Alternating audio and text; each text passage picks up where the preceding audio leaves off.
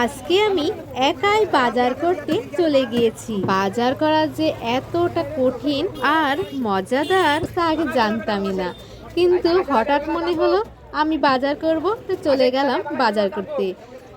যে দেখি অনেক বড় বড় মাছ। আমি না কখনো এত মাছ কিন্তু দেখিনি, এত বড় বড় মাছ। যে খুব ভালো লাগলো, পছন্দ হলো, মাছ কিনে নিয়ে চলে আসলাম।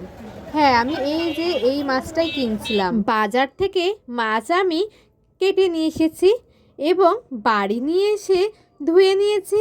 ধুয়ে লবণ আর হলুদ দিয়ে মাখিয়ে নেব।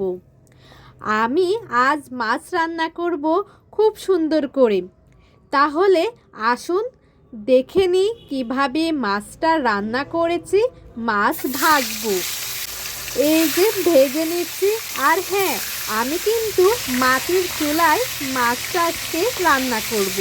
মাটির চুলায় মাছ রান্না করা কিন্তু অনেক ভালো, খেতে কিন্তু দুর্দান্ত স্বাদ লাগে। এক এক করে মাছ আমি ভেজে নিচ্ছি। আর একটা জিনিস খেয়াল রাখবেন, মাছ ভাজার সময় মাছের তেল অবশ্যই কিন্তু গরম করে নেবেন, যাতে মাছ কড়াইয়ের সাথে বা কোনো পাত্রের সাথে লেগে না যায়। মাছ ভাজা হয়ে গেল, মাছ তো তুলে নিয়েছি। ওই তেলে নিয়ে নিয়েছি আলুটা ভাজি করব। তার জন্য লবণ আর হলুদ স্বাদ মতন নিয়ে নিচ্ছি।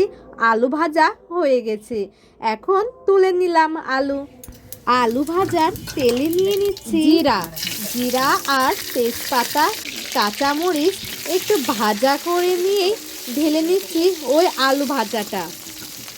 এখন এক এক করে সব মশলাগুলো দেব। মশলার মধ্যে ছিল জিরা, আদা আর শুকনা মরিচ বাটা। সামান্য জল দিয়ে নিলাম, নিয়ে এখন সুন্দর করে কষাতে হবে। আবারও নিয়ে নিচ্ছি হলুদ আর লবণ পরিমাণ মতন। এখন নাড়াচাড়া করে নেব এবং সুন্দর করে কষিয়ে নেব। কষানো যত ভালো হবে, মাছের ঝোলের স্বাদ আরও সুন্দর লাগবে খেতে। দেখুন কষানোটা কত সুন্দর লালচে লালচে হয়ে এসেছে আর তেল বেরিয়ে এসেছে। যখনই তেল বেরিয়ে আসবে তখনই নিয়ে নিতে হবে পরিমাণ মতো জল, কারণ মাছের ঝোল করতে গেলে অবশ্যই জল দিয়ে ঝোলটা করে নিতে হবে। আমি আমার পরিমাণ মতন জল দিয়ে ঝোল করে নিয়েছি।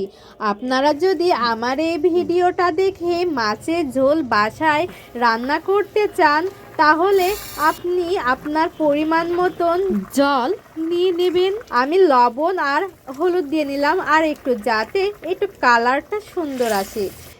যখনই টকবক করে ফুটবে মাছগুলো ঢেলে নিলাম।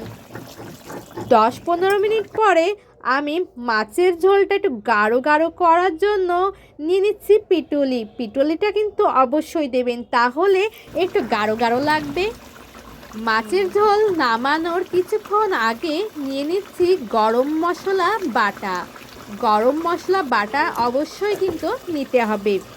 এই তো হয়ে গেল আমার মাছের ঝোল রান্না করা। কার কেমন লেগেছে অবশ্যই জানাবেন। আজকের মতন টাটা।